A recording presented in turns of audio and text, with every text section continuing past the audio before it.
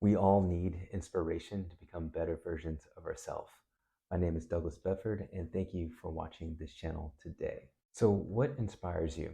Do you find yourself becoming too predictable in your creative process, or are you getting stuck when it comes to generating new ideas? I want to share with you some of the ways you can overcome that. So, today I put together 4 ways to help you develop a more creative mindset and inspire you to become more and more creative. And let's break down that process right now. So, number 1, keeping a journal. Having a level of accountability is a great way for you to stay consistent. You have to record things, figuring out where you're at, where you were, and where you want to go. Whether it's writing down your dreams, the things that you love, some of the fears that you may have, anything that you can do to stay present, be able to grow from the past, and constantly start painting the picture of your future. Number 2, make a plan. Each day that you write down your goals, you become more and more congruent with your subconscious and with your mind. Each day that you write down your goals, you start to build your confidence, especially when you accomplish them. There's times where we have huge, lofty goals like make $1 million in a month, and we know that depending on where we're starting, right, there's no way to actually make that happen. But if you have small incremental goals to get you to where you want to go, you start building confidence. You start building a feedback system to where as you gradually grow, you're able to build that confidence because you're moving towards that goal. So let me tell you a story about that. There was a time where I wanted to get my mile time below 6 minutes. At the time, I wasn't running for a while. I was running 8-minute miles. It's not bad, but it's not great either. And I didn't wake up one day and say that, like, no, today I'm going to run an actual 6-minute mile. I knew where I was at, and I made smaller incremental goals to get to that 6-minute mile.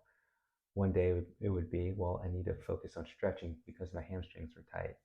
And the other time I had to focus on my diet. The healthier I ate, the more energy I had with my body, the more I can actually work out. And then my weight started to drop a little bit, which allowed me to run faster. Within a month and a half, I was running sub 6-minute miles. But I didn't start off thinking, like, I'm going to wake up and run 6 miles today, and that's my goal. It was about making the small incremental changes to ultimately get to that 6-mile running time. 3 is what some people are just so afraid to do, is asking for feedback. There's a lot of times when creatives put themselves out there, they feel like that fear of rejection is going to happen. And if you're able to not have that fear of rejection, or you're open to feedback, then you're more than likely to be able to get your goals because you have the objective view of what's actually happening in reality. There's so many times that we put our dreams out there, we wear our hearts on our sleeves, especially when it comes to things that we want. Getting the feedback from other people, it causes us to retreat and not move forward. So being able to accept feedback, you're able to be more open and getting a lot closer to actually actualizing your goal. Then the 4th one, this is something that I got from a coach in Clubhouse named Kathryn when I first went over this list. And I thought it was so powerful. Being able to experiment, which is our 4th one.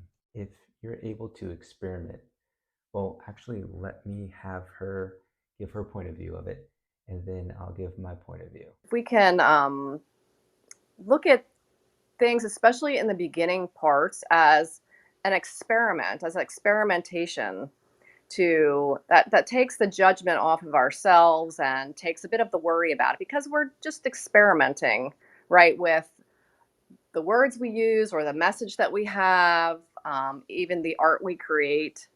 So, yeah, that's really the only other kind of thing I would add, kind of weave into your messages there.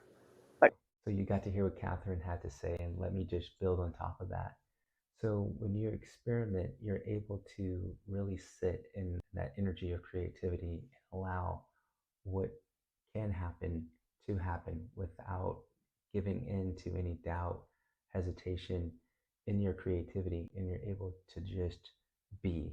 And when you are able to do that, then that's where you come from, that place of abundance.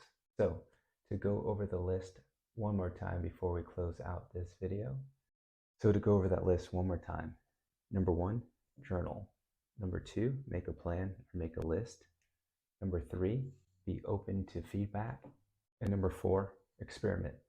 So I hope this list helps you out with your creativity and being able to influence your creativity moving forward in the future.